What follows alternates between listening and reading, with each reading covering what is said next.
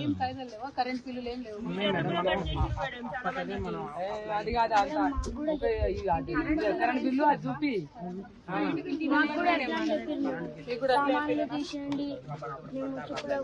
నాకు చెప్తాం current bill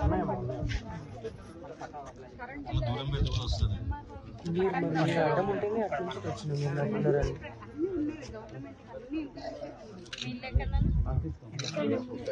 current మీటర్లు కూడా తీసుకెళ్ళారు మేడం నిన్న తీసుకొని వాళ్ళు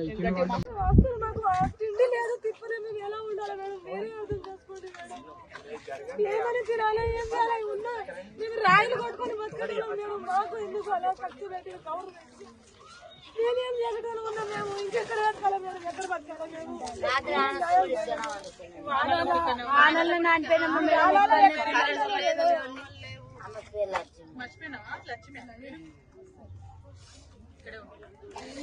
పిల్లలందరూ అల్లిపోయారు మేడం. నిన్న జరిగిన దానికి జ్వరాలు వచ్చేసినాయండి. పిల్లలందరూ అల్లిపోయారు మేడం.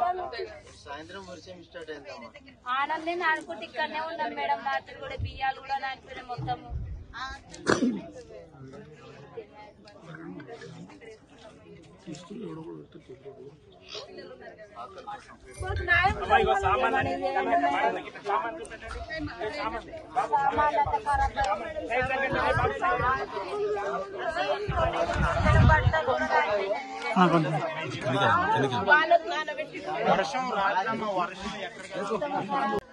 మా మొగుళ్ళు మా అత్త మా అందరూ ఇక్కడనే పోయినా మా మమ్మల్ని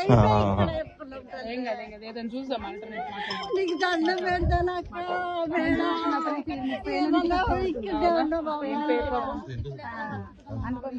ఎవరు దిక్కులేకుండా మేము మా జీవితం అంతా ఇక్కడనే బతికినాం మేడం. కుత్బుల్లాపూర్ నియోజకవర్గంలో ఉన్నాం మనం. ఇక్కడ స్టేట్ ఫైనాన్స్ కార్పొరేషన్ నుంచి వైఎస్ రాజశేఖర రెడ్డి గారు బతుకున్నప్పుడు ఇచ్చినటువంటి భూములు ఆనాడే ప్రభుత్వం కంచె వేసి ఉంటే మరి కబ్జా కాకపోతుండే. ఇవాళ ఇక్కడ మేము పోచమ్మ బస్తీలో ఉన్నాం. ఈ 260 ఎకరాలు అదేవిధంగా ఇంకా పక్కకున్నటువంటి కొంత ల్యాండ్ మొత్తం కలిపితే ఒక 400 ఎకరాల ల్యాండ్ అనేక సార్లు కబ్జాకు గురైంది. మరి అన్ని ప్రభుత్వాలు మారుతూ వస్తున్నప్పటికీ కూడా ఆ కబ్జాను విడిపించలేకపోయినారు. ఇప్పుడు హైడ్రా సడన్ గా వచ్చేసి పెద్దవాళ్ళ జోలికోకుండా పేదవాళ్ళ ఇండ్ల మీద పడి రాత్రికి రాత్రి మరి మీరు ఖాళీ చేస్తారా సస్తారా అని చెప్పి చిన్న చిన్న పిల్లలు ఉన్నారు. ఒక పక్క వర్షం పడుతుంది, ఇంకొక పక్క పండగ వచ్చింది. అన్ని ఉన్నటువంటి సందర్భంలో కూడా మరి ప్రత్యేకించి కూలగొట్టడం దారుణం. ఇవన్నీ ఒక పక్కనైతే కోర్టు ఇదివరకు స్పష్టంగా చెప్పింది, శనివారము ఆదివారము మీరు ఎవరి జోలికి వెళ్ళకండి, వాళ్ళు కోర్టుకు వచ్చేటటువంటి అవకాశం ఇవ్వాలి.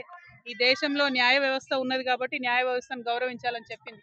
అయినా సరే ఈ ప్రభుత్వం దాన్ని విస్మరించి నిన్న ఆదివారం పూట వచ్చి ఇక్కడ బస్తీలో ఇండ్లు కూలగొట్టడం అంటే మామూలు విషయం కాదు, చాలా దారుణమైన విషయం. అసలు చాలా పేదవాళ్ళు, ఎందుకు చాతగాని వాళ్ళు ఉన్నటువంటి వాళ్ళని కూడా, ముసలి వాళ్ళని కూడా రోడ్డు మీద గుంజేసి మొత్తం కూలగొట్టినటువంటి పరిస్థితి చూస్తూ ఉన్నాం. ఇది దారుణం. ఇంకా ఘోరం ఏంటంటే ఇదివరకే కరెంటు స్తంభాలు, కరెంటు బిల్లులు, గ్యాస్ బిల్లులు అన్నీ ఉన్నటువంటి వాళ్ళని కూడా కనీసం బేఖాతరుగా తీసేయడం. ఇంకా మీదికెళ్ళి అబద్ధం చెప్పుడు, మేము నోటీసులు ఇచ్చినాం కాబట్టి కూలగొడుతున్నామని. ఇవాళ నేను రాష్ట్ర ప్రభుత్వాన్ని హెచ్చరిక చేస్తా ఉన్నా, పండగ పూట పేద ప్రజల ఉసురు తీసుకోకండి. మీరు ఇక్కడ ఉండేటటువంటి పేదలు ఎక్కువ మంది లేరు, 150-200 కుటుంబాలు కూడా లేవు. ఈ 200 మందికి మీరు డబుల్ బెడ్రూమ్ ఇండ్లు ఫస్ట్ ఇవ్వండి. వాళ్ళు ఇక్కడ నుంచి మూవ్ అవ్వడానికి R&R కాంపన్సేషన్ కింద ఎట్లయితే మూసి దగ్గర ఇచ్చిండ్రో అట్లా R&R కాంపన్సేషన్ కింద కుటుంబానికి 50,000 ఇచ్చి వాళ్ళు జాగ్రత్తగా వాళ్ళని తీసుకెళ్లి డబుల్ బెడ్రూమ్ ఇళ్లలో దింపండి. కానీ మీరు ప్రభుత్వం ప్రజల పక్షాన ఉండాల్సింది, దౌర్జన్యంగా వాళ్ళ ఇండ్లు కూలగొడతా ఉంటే ఈ ఉసురు తగలక మానదు మీ ప్రభుత్వానికి. మిమ్మల్ని హెచ్చరిక చేస్తా ఉన్నాం. మీరు మళ్ళా 6వ తారీఖు లోపల వస్తామని చెప్పి హైదరాబాద్ అందరూ వచ్చి ఇక్కడ వాళ్ళని బెదిరించిపోయినరట. 6వ తారీఖు లోపల మీరు ఖచ్చితంగా డబుల్ బెడ్రూమ్ ఇండ్లు వాళ్ళకి ఇవ్వాలి. ఇచ్చిన తర్వాతనే ఇక్కడికి హైడ్రా రావాలి. ఒకవేళ డబుల్ బెడ్రూమ్లు ఇవ్వకుండా మళ్ళా హైడ్రా వస్తే ఆ బుల్డోజర్కి ఎదురుగా నేనే పడుకుంటా అని కూడా ఈ సందర్భంగా మీకు తెలియజేస్తూ, మరి ఖచ్చితంగా ఈ బాధితులు వాళ్ళ వివరాలు అన్ని తీసుకొని నేనే వస్తాను. హైడ్రాకి రమ్మంటారా, ఎక్కడికి రమ్మంటారు, ఎట్లా రమ్మంటారు అనేది మీరు చెప్పండి. మున్సిపల్ మంత్రి ముఖ్యమంత్రి అయిపోయినరు, ఆయన దొరకకుండా ఆయన గడిలో ఉంటాడు, ఆఫీస్కి రాడు, సెక్రటేరియట్కి రాడు, ఎక్కడికి పోయి ఇవ్వాలి ప్రజలు ప్రజాపాలన అని చెప్పిండ్రు. అక్కడ రోజు ఉంటే వచ్చి అప్లికేషన్లు ఇవ్వమన్నారు. అక్కడికి ఒక్కసారి వచ్చిండు ముఖ్యమంత్రి గారు లాస్ట్ 2 సంవత్సరాలలో. మరి పేద ప్రజలు పోయి కష్టాలు ఎక్కడ చెప్పుకోవాలి? మేము ఇక్కడ వీళ్ళందరి వివరాలు కలెక్ట్ చేస్తున్నాం. దాదాపు 200 కుటుంబాలు ఉన్నాయి. ఆ మొత్తం వివరాలు తీసుకొని మీ దగ్గరకు వస్తాం. మళ్ళా బుల్డోజర్ వచ్చే లోపల వీళ్ళకి డబుల్ బెడ్రూమ్స్ ఇవ్వాలని కూడా నేను డిమాండ్ చేస్తా ఉన్నాను. Thank you. జై తెలంగాణ.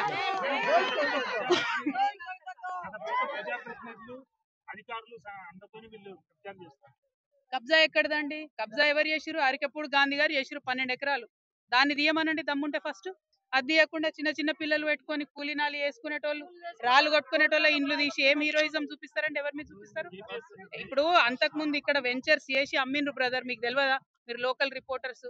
అంతకుముందు వెంచర్స్ చేసి అమ్మిండ్రు. కొంతమంది డబ్బులు ఇచ్చి కొనుక్కున్నటువంటివి ఉన్నాయి.